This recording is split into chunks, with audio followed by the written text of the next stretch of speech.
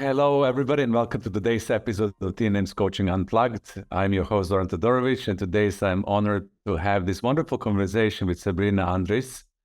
She's a highly accomplished executive coach and organizational development expert. She has more than 2 decades of experience with the skills of team alignment, leadership development, advanced system thinking, coaching, and she's also drawing on her background in psychology and behavior analysis.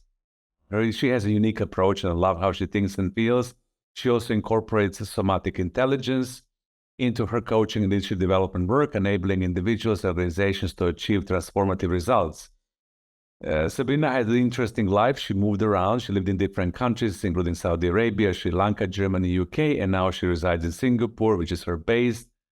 So though all of these intercultural dimensions are also bringing a depth of knowledge and wisdom to her work as well. And today we have a very interesting topic to discuss that is near and dear to many coaches who are moving towards their certification level or becoming master certified coaches. A lot of the coaches that I know in my network will extend their certification to ACC and then go to the professional PCC.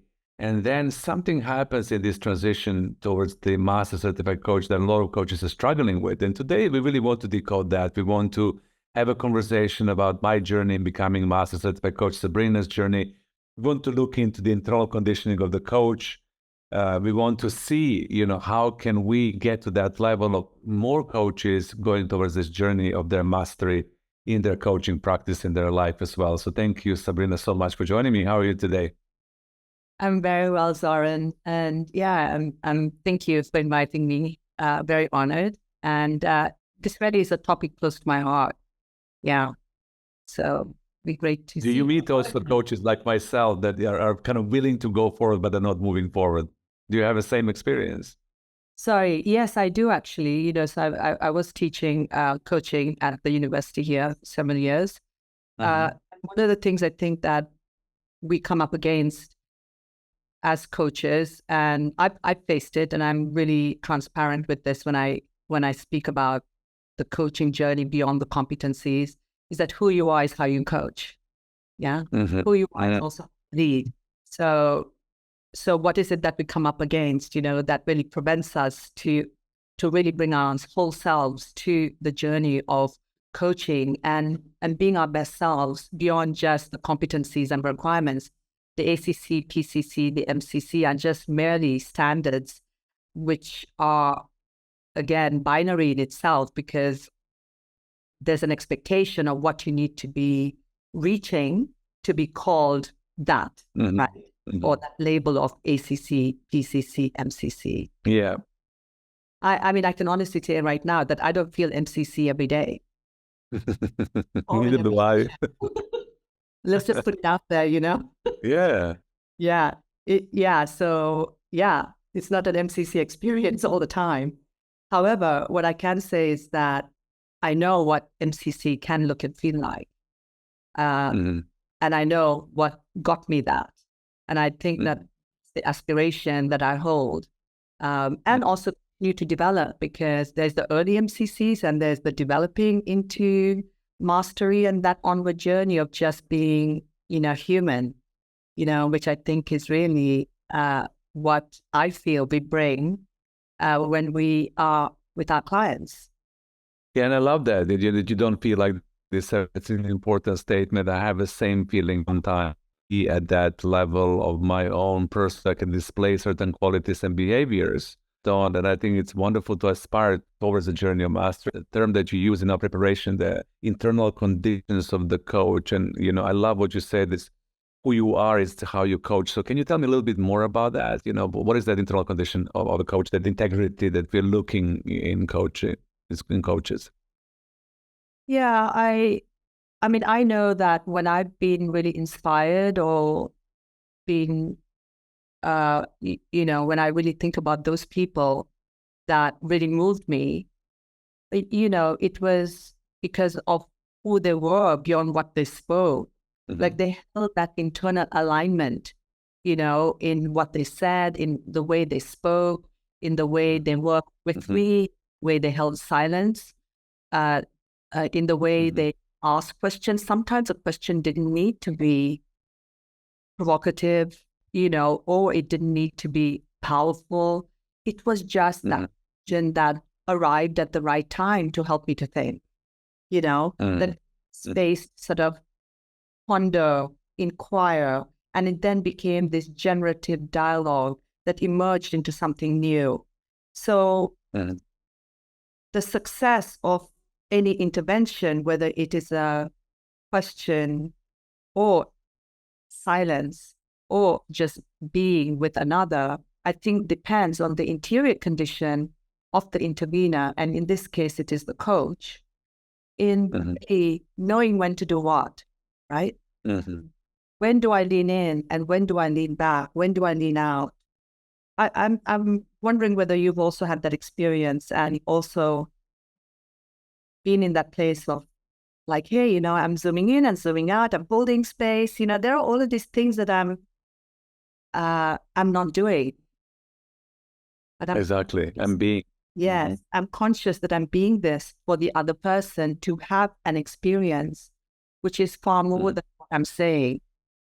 And I love that you bring that, because I have the same take on this, because a lot of the times people were honed into tools and skills and competences and doingness of mastery of coaching, because somehow we're trained in our life to acquire more knowledge, acquire more skills to be able to display certain behaviors, to be able to be what we, as you said, aspire to become.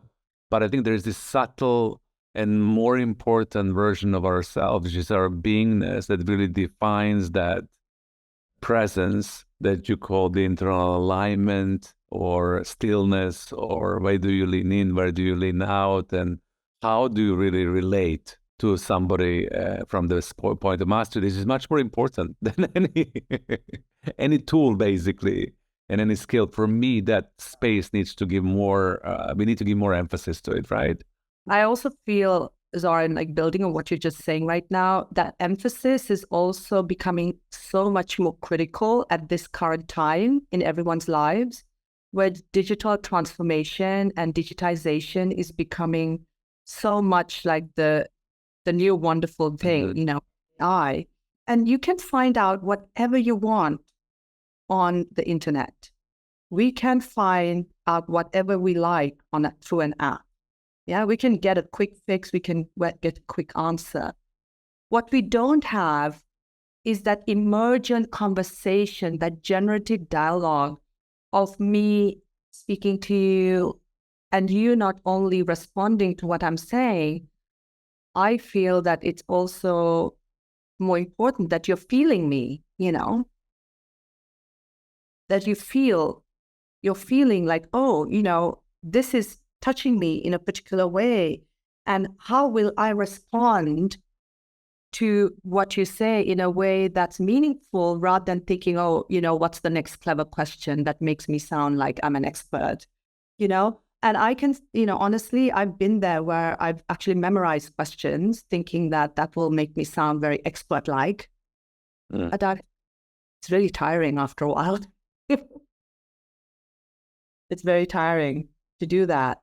And just kind of putting that down and just saying, well, what's the biggest gift I can give this person in front of me? Yeah, me too. I remember I even had, exactly. Sorry, continue, because our line is a little bit delayed. So you were saying, what is the biggest gift you can give? Just keep on. Yeah. So I was thinking that the biggest gift that we can give someone is our presence.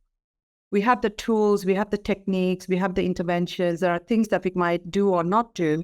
And that's really, I think we need that. We need that foundations. We need that to build our confidence. And at the same time, there's this other thing of just being with it and seeing what shows up.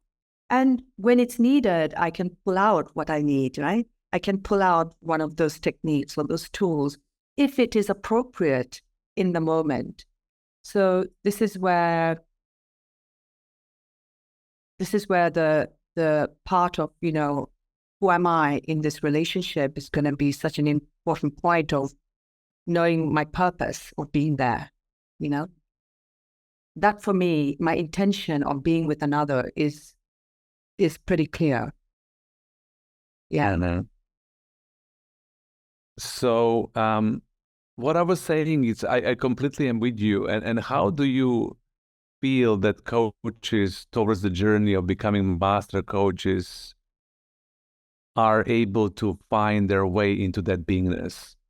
For me, it's getting to know oneself on a deeper level, of course, really, really understanding and exploring your capabilities, your way of feeling yourself. And I love that you're bringing the feeling element to this through the emotional intelligence.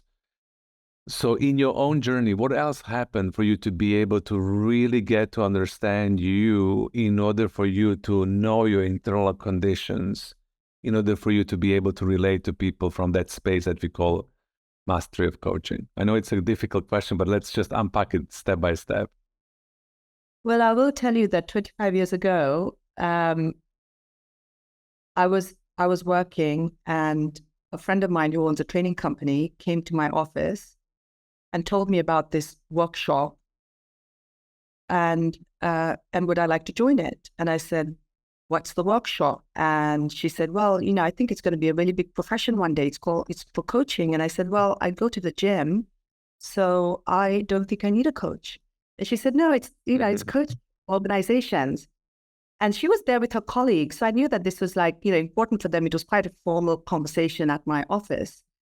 And I remember saying, "Well, why are you asking me to join you? Because you know that I have no idea what you're talking about." And she said, "Well, Sabreena," she said, "we need a fifth person. And if you join us, we'll all get a discount."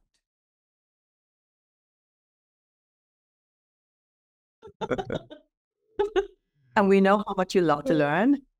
And honestly, I'm so full of gratitude to this person, because it was a game changer. I had no idea what I was doing. I mean, I remember going to the workshop on the weekends. It was the second time it had been run in Singapore. And after I finished the course, I was planning on doing coaching, but then I realized, and being Asian, oh, there's a certificate, I better do it.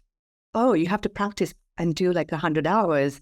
And so, of course, I met with one of my collegial buddies from the course, and we started practicing and realized that what we learned in the class wasn't really effective until we practiced. And practicing with someone meant that it really came alive, the competencies. And then I started to feel really ineffective, and I completely lost my confidence, And this sense of coming up against myself, that the biggest obstacle, I think, happened quite early on, was that I wasn't effective. And the harder I tried to memorize, which was really kind of going into the expert mode of trying to learn things in a linear way, it wasn't working.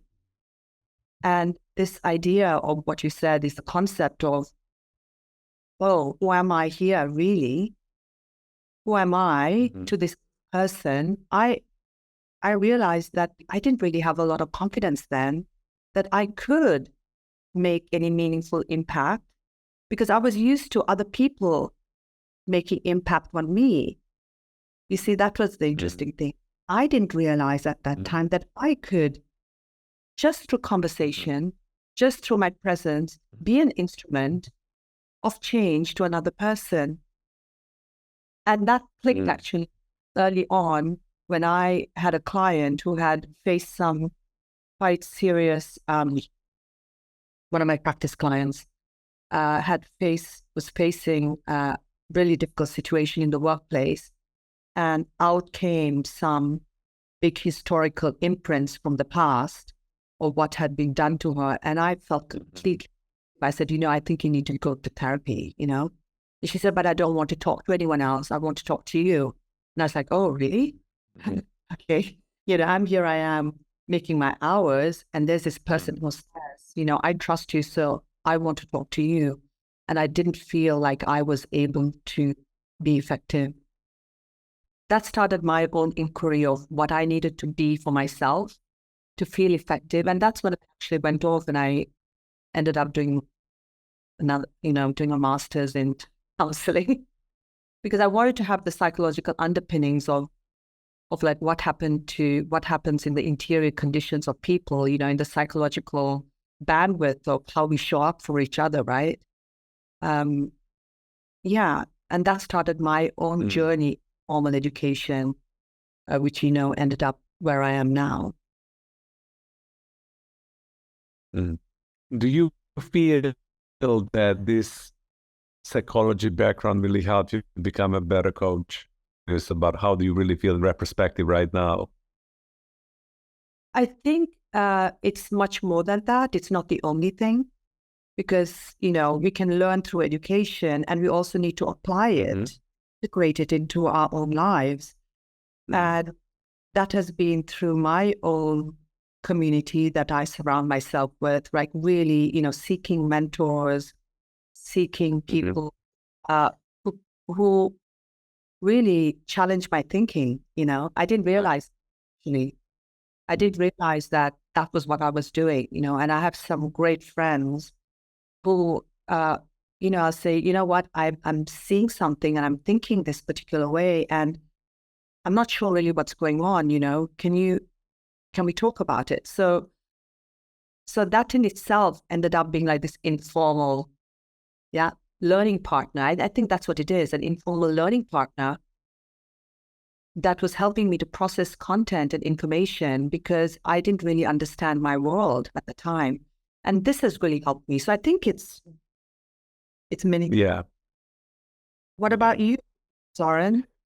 Yeah, I mean, I'm with you as well because I feel that, I've studied psychology a little bit, of course, but I also feel that my ongoing curiosity and love for learning has given me a lot of broadband when it comes to different methodologies of understanding human nature. And I think that when you are or we are going towards path of mastery, it's really for me about that. It's about understanding myself as a human being, what makes my inner landscape, how do I create my own belief systems, what is my conditioning, what did I receive from my family, from my background, what I call micro macro traumas, because we all have that in our life as well.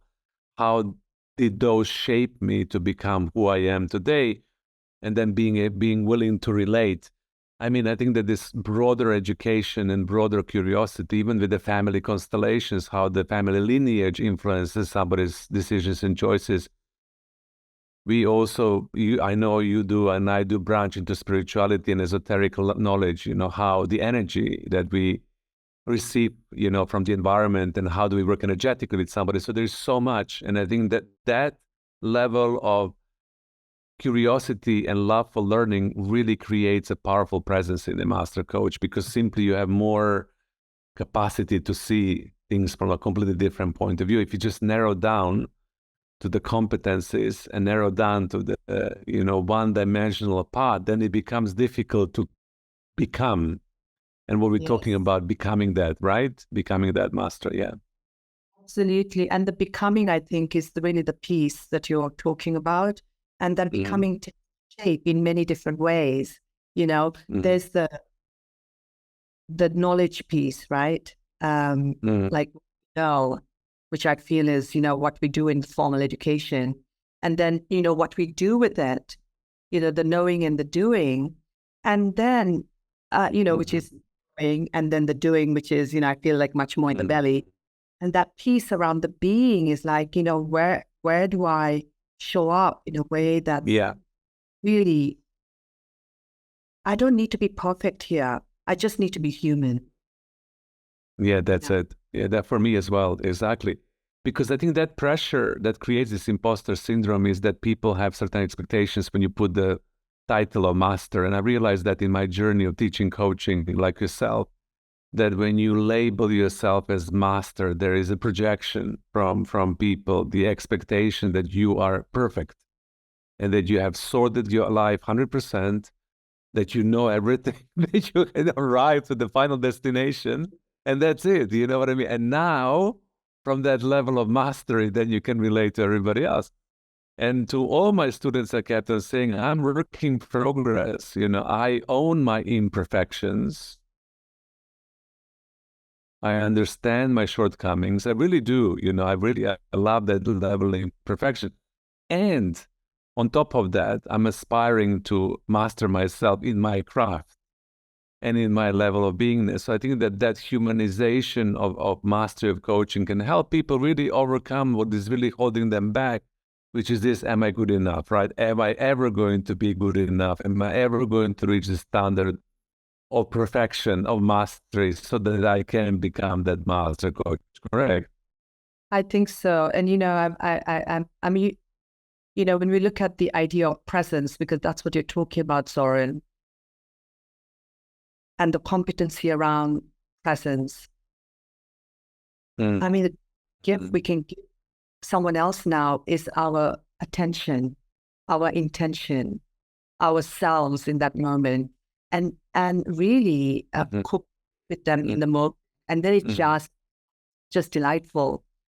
And the more I started to do that, the more I felt energized leaving the session. I didn't feel drained.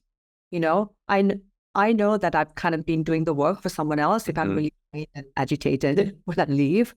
Whereas now, like if I am in that truly co-creative partnership, in that place of, transformational learning, that, here we are in wonder of what we can be exploring in this adventure together.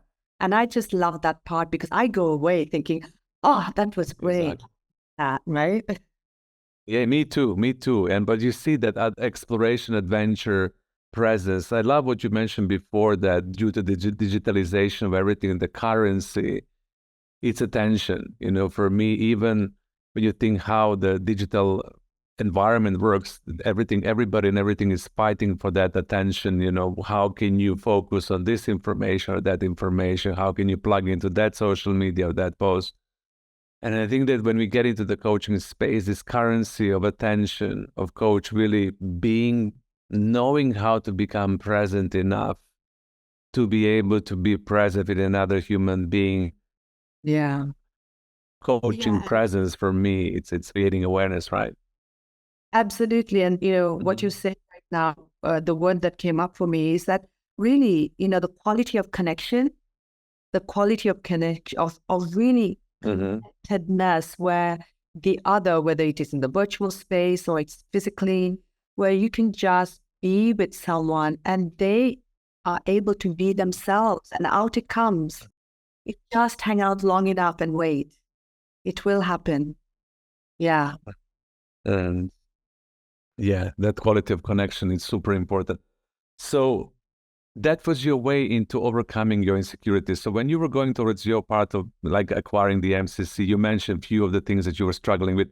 Anything else that you see in the people that you're coaching, your colleagues, the people around you, that prevents them or creates that sense of I'm not good enough, I can never be doing that, there is something inside of me that is preventing me to step into that state?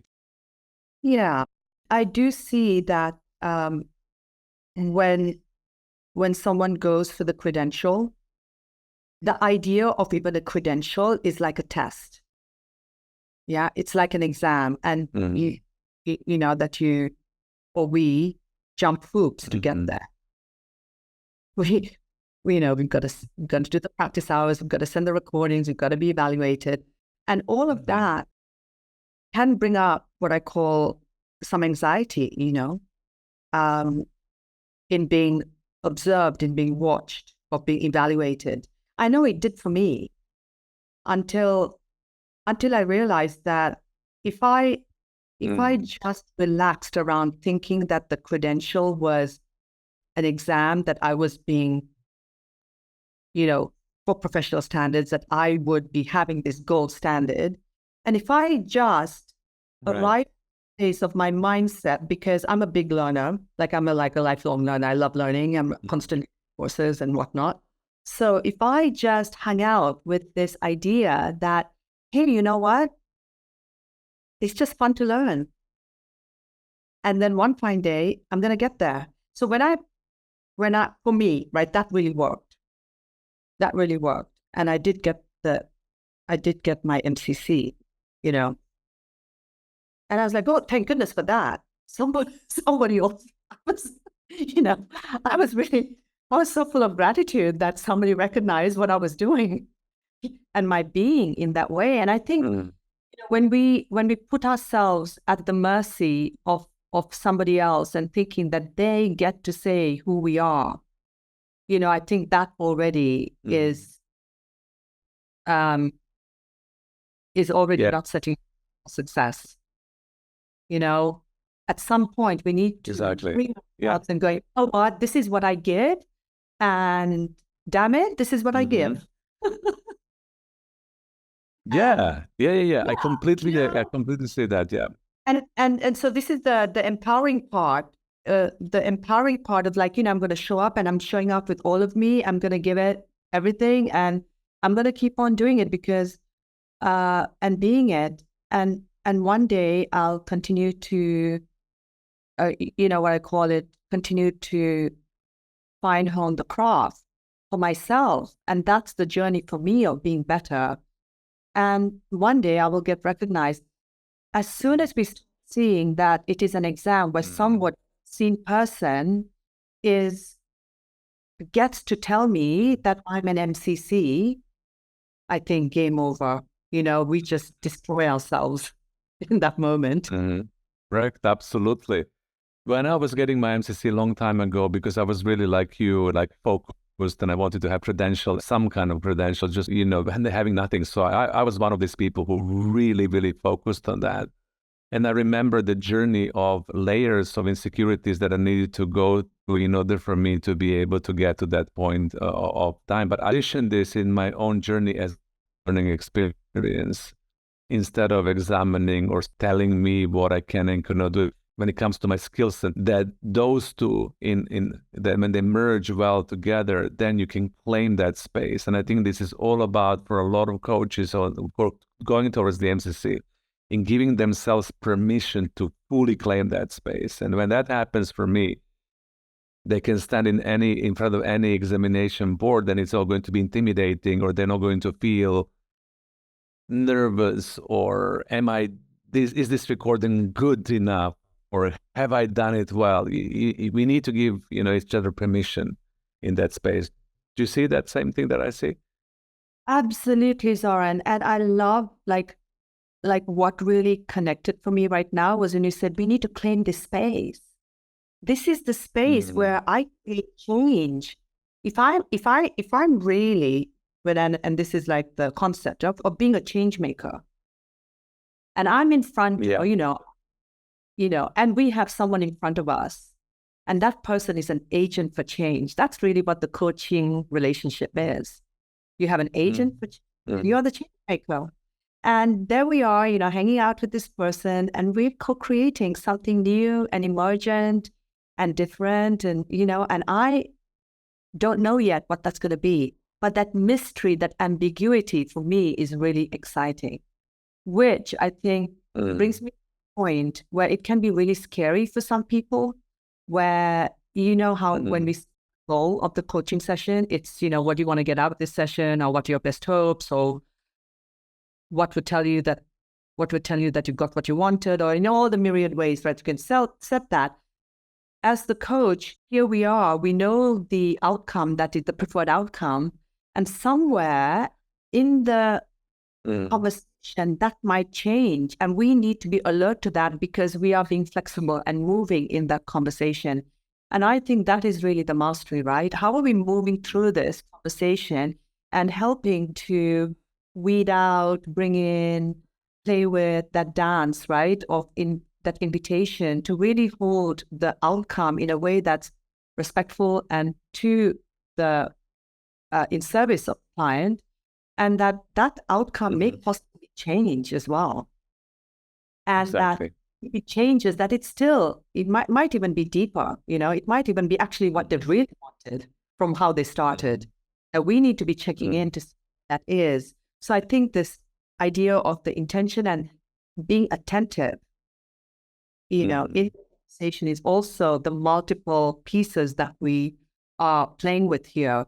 It's not only just the being, it's also in the experience of being attentive, right? To what is being said. Right. And you say that that's also something that you Like, how do you hold that peace for yourself, when you're doing it or being it? Yeah, but I think the attention, the attentive. I think that practice, for me, I think that meditation was one of the practice that really, really helped me in that. I struggled in my coaching practice of being fully present, 100% with people at the beginning of my coaching practice, of course, without having scattered thoughts and about having multiple thoughts and then going in all different directions. So when I really began practicing meditation, but to the extent of that being my doing ongoingly all the time, and I'm growing into that practice, I was able to stabilize my mental body and my mind and simplify my thinking to the extent that I can show up in the coaching space like an empty vessel. I mean, I still have thoughts, but at the same time, I don't have multiplicities of thoughts. So I can be that. I also practice breath and breath work. So that I can connect to my body and use my body as a vehicle of listening instead of just listening from hearing, basically. But how do I holistically listen? So meditation and breath work, somatic way of reading really helped me attentive, in pretending that I'm curious and I'm listening, but at the same time, I'm already thinking about what am I going to ask next and where am I going to get this conversation out moments. So for me, those two practices really, really, really inspired me and helped me to kind of gain more of that attention. Yeah. And that going to and making that important, So Zoran, I do also have a mindfulness practice like you. And again, making that an important part of my day that really, nurtures me. And also, I used to, but I don't anymore. I do yoga. So that's also the things that I give myself so that I can be present to myself and using Exactly. Using my body as an instrument of knowing as well. Yeah. And that really has been a game changer. For those who are going through that progression of the ACC, PCC, MCC, is really looking at because your way and my way might not be another person's way. It's like, what is that piece, that helps them to stabilize, like what you said, or bring them to that, allows them to be fully with another person, without the distractions. Yeah. So we kind of got us to the end that my way or your way, it's not the way. You used to jog, but now you do yoga. I know that for a lot of people, that level of meditation and connection can be physical exercise and jogging when they can quiet their mind, they can really get into their body. So our way, it's not your way, but what we are saying to everybody who is going in this direction is that we need to find a way to ritualize our beingness in a way that we can show up fully in the coaching space. Whatever that is, mindfulness practice, exercise, fitness, meditation, breath work, ceremony, ritual. It's something that we need to play with to inspire our beingness more into the space of being fully present with another human being when we can give this undivided attention. Absolutely. And I think it for me, this becomes even more important because as faculty and when I'm running programs in universities, one of the things I hear over and over again on people, the place of disconnect for them is like, I'm so used to talking to someone on the computer that when I'm in front of someone, it feels really awkward. So, wow, and I invited other people in the auditorium to say, well, who here also feels the same? And so many hands went up because being with someone in this connected space is awkward. So I think as coaches, we have an even greater responsibility here is how do we help this person not be awkward? We do that, that by holding that space, it feels even a greater responsibility than ever for me, and becomes even more critical. Beautiful, Sabreena. Thank you so much. We had a little bit of delay in our connection, but that slowed us down, which is also very interesting, that we kind of dropped into the different pace. Yeah. So how would you love to leave the audience? Any call for action, quote, piece of wisdom, anything that you feel it's important to be communicated by you to wrap up this conversation today? Yeah.